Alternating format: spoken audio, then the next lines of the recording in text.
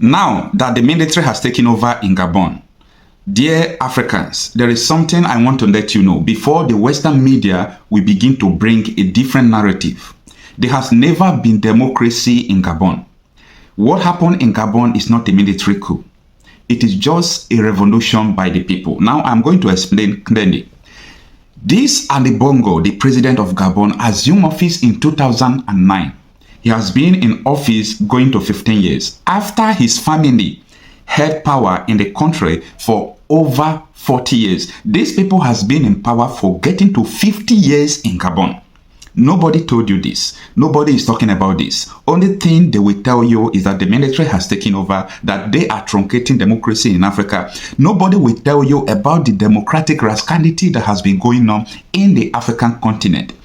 A revolution has started in Africa, and I keep on telling African so-called political elite, especially those people that say that they love democracy. If you do not define democracy in your heart, there is nothing that will happen democratically in Africa.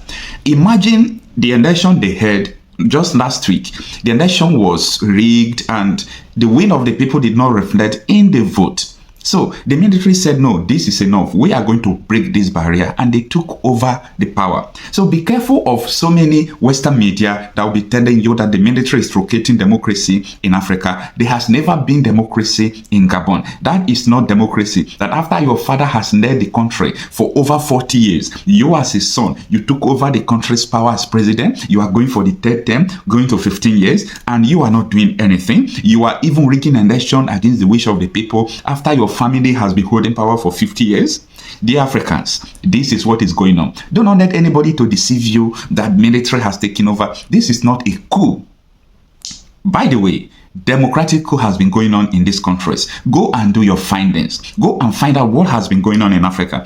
And the so-called Western countries will keep quiet. As far as they are having what they are benefiting in Africa, they will never say anything. As far as they are exploiting the natural resources from African soil, you keep quiet. They don't have problem with you. If you like rig the election, if you like stay in the power for even 100 years, they don't care. But when a military coup will happen by the people's will, and they will begin to say that people are truncating democracy, this is what is going on. In fact, I'm done talking on this video. Listen to Professor Lumumba. For Africa, we must demystify political leadership going forward. And once we do that, and I think we can do it because I can now begin to see something happening in Africa. Young Africans are beginning to ask searching questions. Africans are beginning to recognize that corruption is a cancer in our body politic. They are beginning to recognize that those who want to buy their votes don't mean well for them. They are beginning to recognize that there is enough money to change their lives if the thieves are eliminated from the political arena. They are beginning to realize that commercialization of politics is a threat to democracy. They are beginning to rise up. And I think that those who have not smelled the coffee will be surprised. They will be surprised when the ground moves from under their feet. They'll be surprised when Africa begins to elect individuals who can demonstrate that they have ideas, because the politics of the 21st century is the politics of ideas and about competition of ideas. And therefore, when one is appointed into any public office because of the demands of the electorate, and this relationship between the African member of parliament or the African president and the electorate is a symbiotic relationship. It is symbiotic in a very perverse manner. And I suspect I'm misusing the word symbiotic, but I'll use it or misuse it nevertheless, to the extent that it explains my point. What happens is that it appears that the electorate has allowed the so-called leader, because many of them are misleaders, to remain in their positions of power and to acquire as much as they can, on the understanding that periodically their loot will be shared with them. It is some kind of Robin Hoodism of a latter-day kind.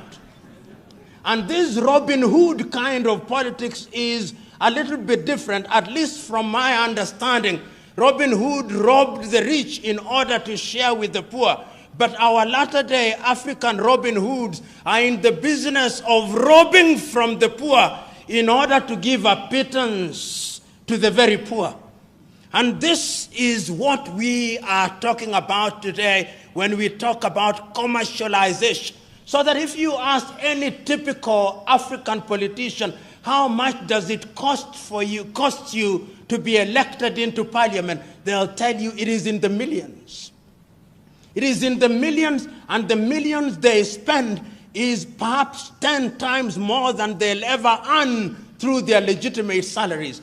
And I ask myself, if your salary in 5 years is going to be 1 billion Ugandan shillings, why should you spend 5 billion Ugandan shillings to get into that office? There must be something that we do not see, but you see, and I know what it is. What it is that getting into the office of the Member of Parliament, or indeed any other political office in Africa, is a guarantee that things will come. So that in many African countries, the politician is the major tenderpreneur. The politician is the gatekeeper. The politician is the one who receives the guests. He is the tax collector informally, aside from the URA. And in this regard, therefore, we must commercialize politics. We may blame the politicians, but what about the electorate? The electorate also is to be blamed. The electorate has insatiable thirst and hunger for things that they have not worked for. They have been trained and they no longer listen to ideas. My good friend Norbert Mao, who I was told was here, I do not know whether he is here, will tell you, not that I have talked to him this morning, but he'll tell you that one of the pains that one has to endure when you confront your typical African electorate is to convince the electorate that ideas count for something. Many times when you address the electorate and you are waxing eloquent, telling them, when I'm elected, I'm going to ensure that we have good health services. We are going to ensure that we have good schools. We are going to ensure that we create opportunities for innovation and invention and create opportunities for young men and women. They are waiting for you to finish. They will tell you, we hear you. We know you are going to do all those beautiful things. But in the intervening period, I must eat.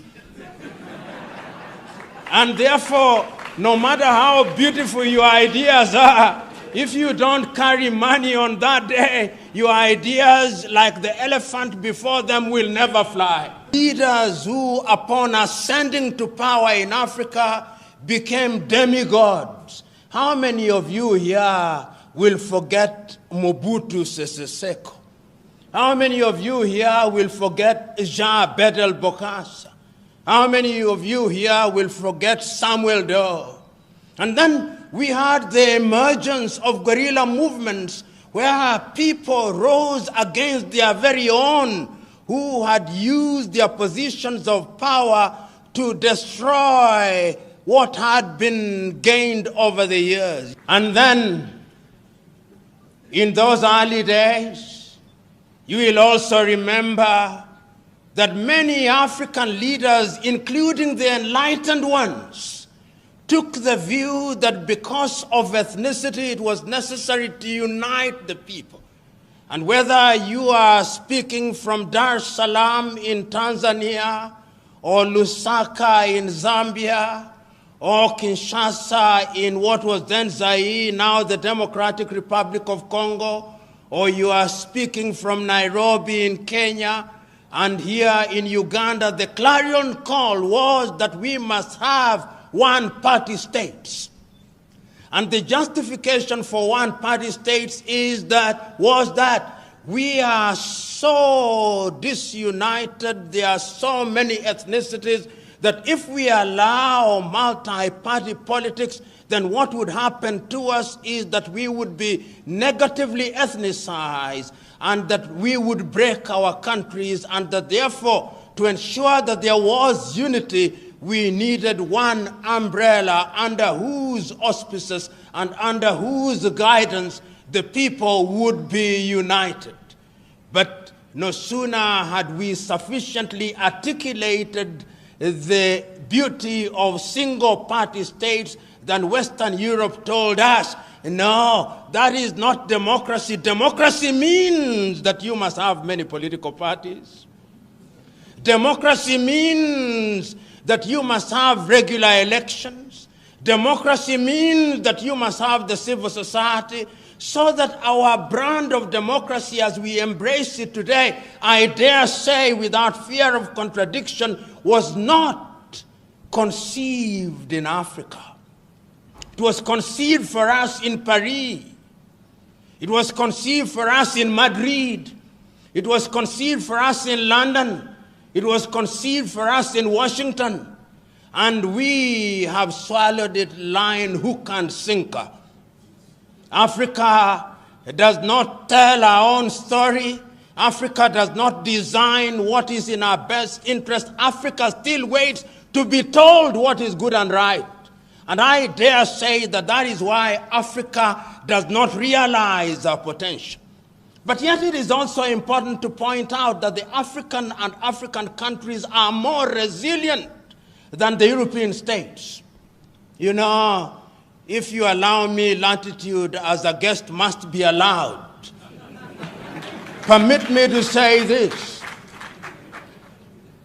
The ethnicity that we keep on talking about, African countries are just slightly over 60 years since they regained their independence. Take Nigeria, for example, with over 500 ethnic groups created within an artificial boundary. They have had their problems, they have had their hiccups, but the nation is still alive and well. The difficulties notwithstanding. Take Uganda, for example. You've had your difficulties, you've had your trials and tribulations, but the nation is still alive and well. Tanzania, with over 136 ethnic groups, the nation is still alive and well. There is a sense in which, in the face of our difficulties, we have succeeded in managing those difficulties, however painful it has been. But look at Europe, the pontificating Europe. They cannot handle diversity. They cannot. And it's important to remind ourselves this, if only to energize ourselves. The Europeans have had to fight two major tribal wars. They called them world wars. They were tribal wars. The European tribes were at war with each other in 1914. They may have recruited a few Africans and a few other people, and then they call it World War. Then they had another major tribal war in 1939 through to 1945. They didn't call them tribal wars, they called them world wars. And I want you to look at Europe and the purity of their nation. If you go to Sweden, the nation is almost 90% composed of the Swedes, with a small lapsed population, and for that small population, they even have a separate parliament for them. That is how they handle it. You go to Finland, 90% of Finland are the Finns, with small Swedish population. You go to the Netherlands, the same. You go to England, or the Great Britain, whether it's great or not, I do not know. But it's the Great Britain. Even there, if you talk to the Scots, they have something to say about the English. If you talk to the Irish, they have something to say. If you talk to the Welsh, they have something to say.